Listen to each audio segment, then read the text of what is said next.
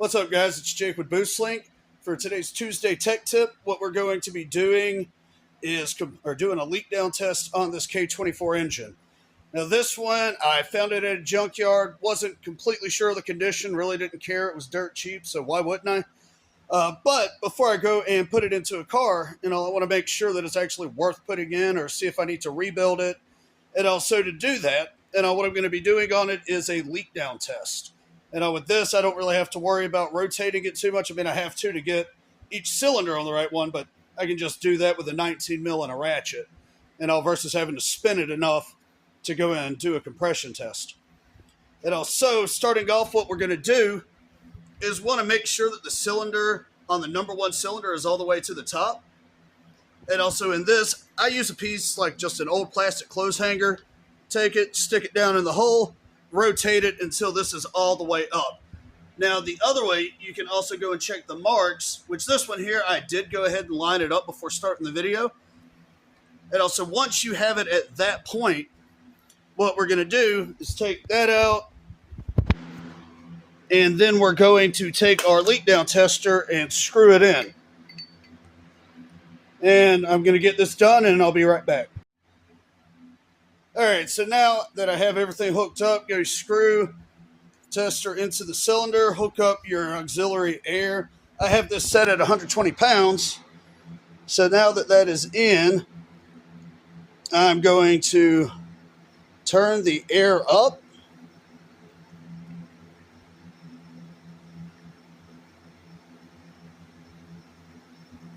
And just keep going.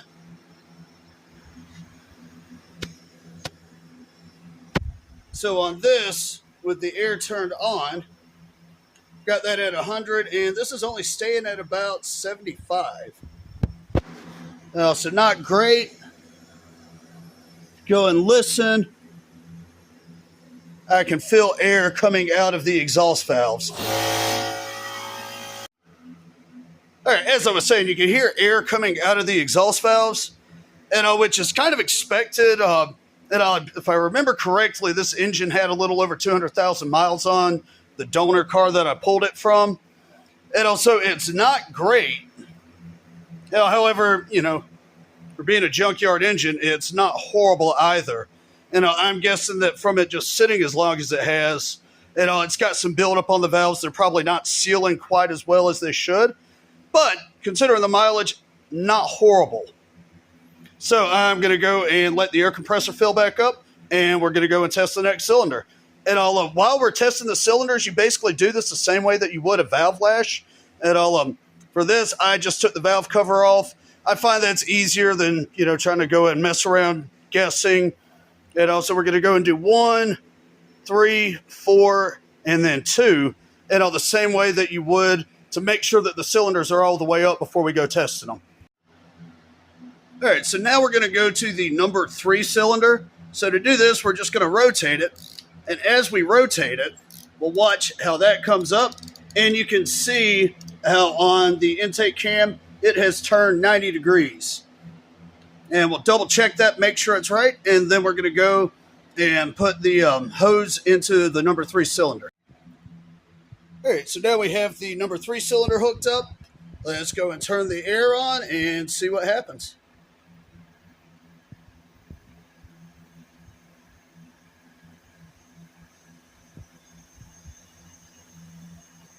All right, so we got that at 80. And this one's only going to about 50. Well, just like 48, I'd say. So with one being at 90, the other being like basically half that, this is definitely going to be a fail. The numbers on the number 3 cylinder weren't that great. So now what I'm doing, I'm going to go ahead and finish up the leak down test. And this is just going to let me know the general health of the other cylinders. That way I can figure out how much I need to go and focus on each cylinder whenever I am going through the engine. On this, since none of them were super bad, assuming that I don't find any bent valves, what I can probably do, pull the head, disassemble it, and then I can go through and relap the valves. While I have them out, I'm also going to replace the valve guides, and we'll see what happens. However, before we get to that, let's see how the number 4 cylinder does.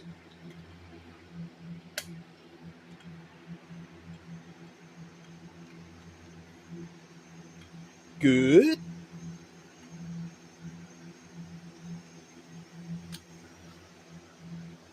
All right. On this one, it's actually coming up really good, so I don't think I have too many issues to worry about on the number 4 cylinder. Let's go ahead and hook up the number 2, see how it performs, and that'll help us finish this out. Last but not least, the number 2 cylinder. Let's go ahead and see how this one does. Turn our air up.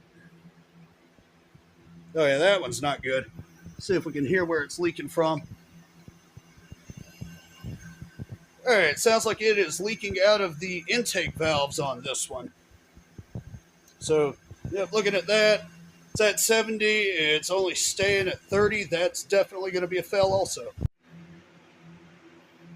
All right, guys, so that's it for today's Tech Tuesday. As you can see, this is a pretty simple process. If you have any questions, feel free to post them up. And if you'd like and subscribe, I'm going to go and try to have one of these out at least once a week. But yeah, good luck with your builds.